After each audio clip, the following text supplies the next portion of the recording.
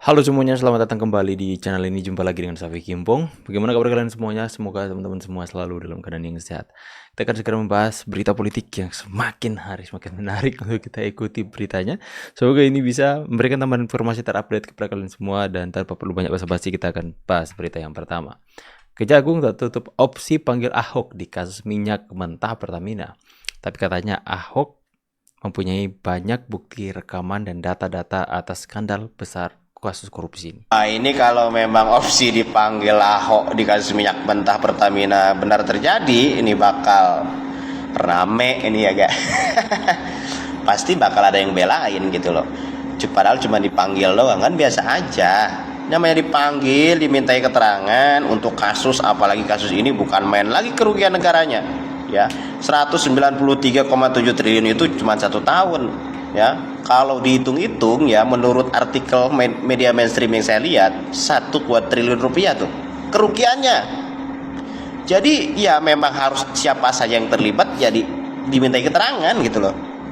Jadi gak usah kalian membela ya, kalau misalkan dipanggil, toh itu bukan dijadikan tersangka. Tapi di channel sebelah Ahok tuh marah-marah teman-teman ya. Kelihatan udah panik.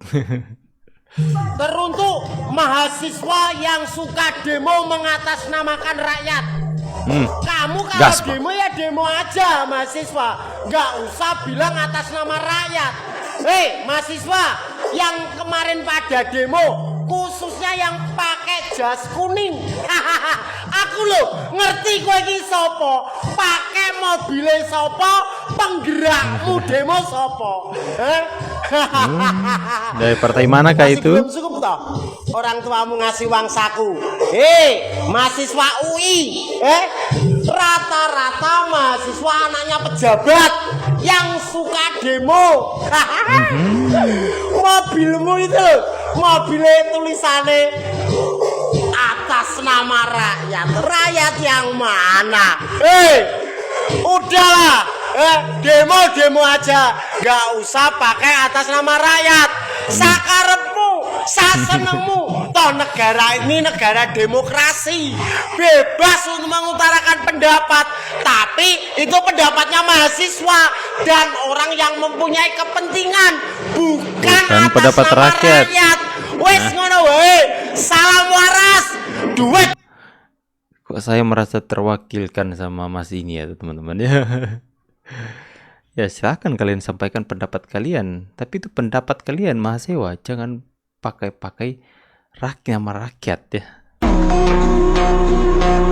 Mahasiswa yang jadi dalang pembakar foto Prabowo Gibran ditangkap. Pasti orang tuanya bangga. Satu kata, syukur. Teman-teman, kata-kata dulu buat para mahasiswa yang udah ketangkap ini teman-teman ya. Satu kata dulu buat mereka.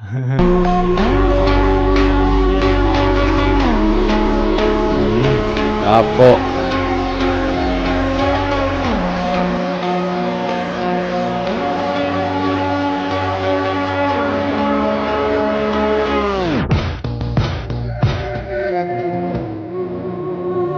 Oh, aku bahagia sekali.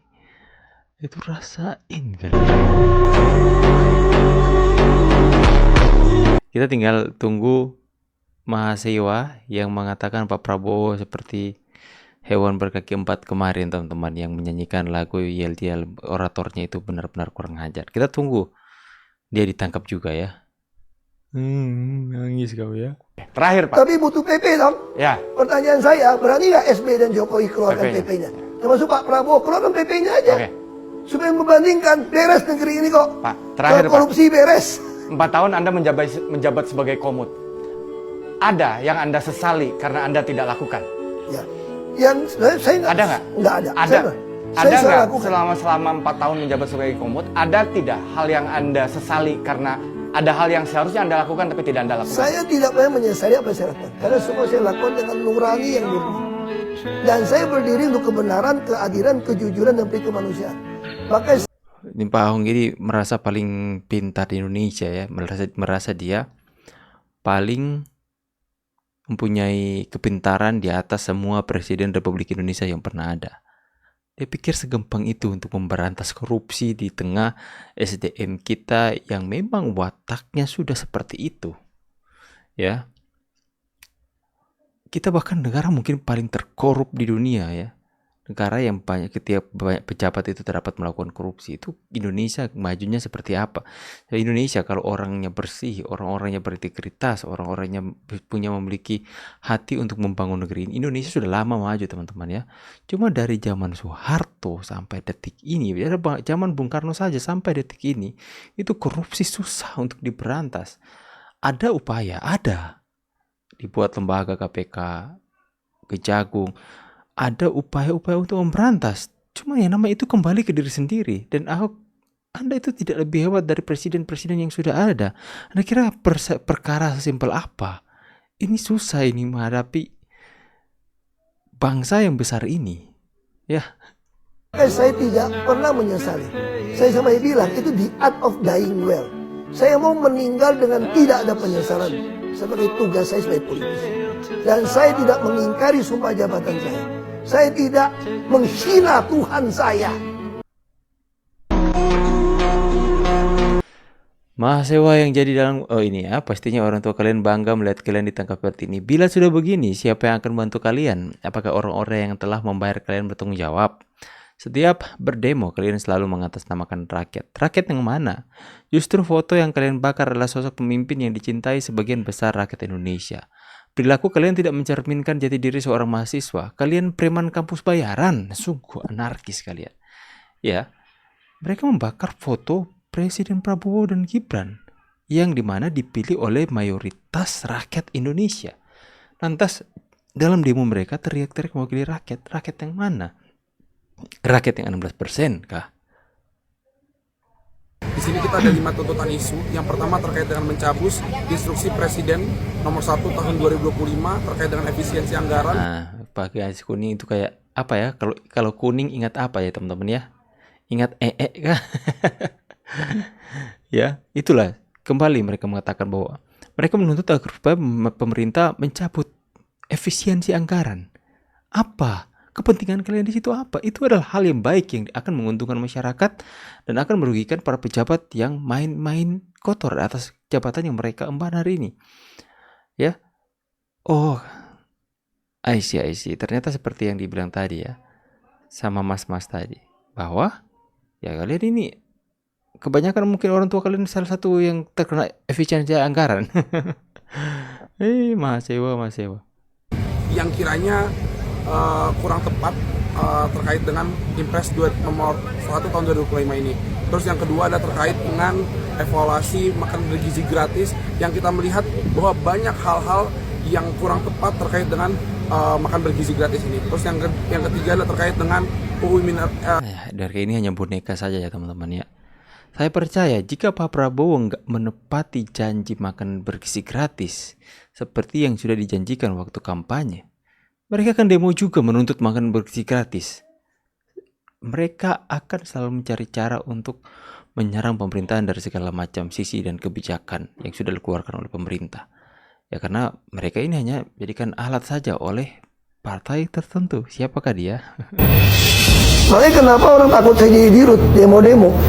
Kalau saya jadi dirut, saya bisa langsung pecat tuh dirut subholding. Karena untuk ke notaris saya yang putuskan.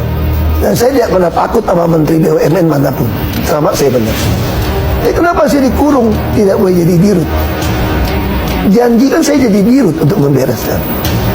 Dan udah lanjut, buka-bukan aja. Jangan giliran terancam mau buka. Giliran adem diam-diam aja. Berarti menyimpan kejahatan yang Anda tahu.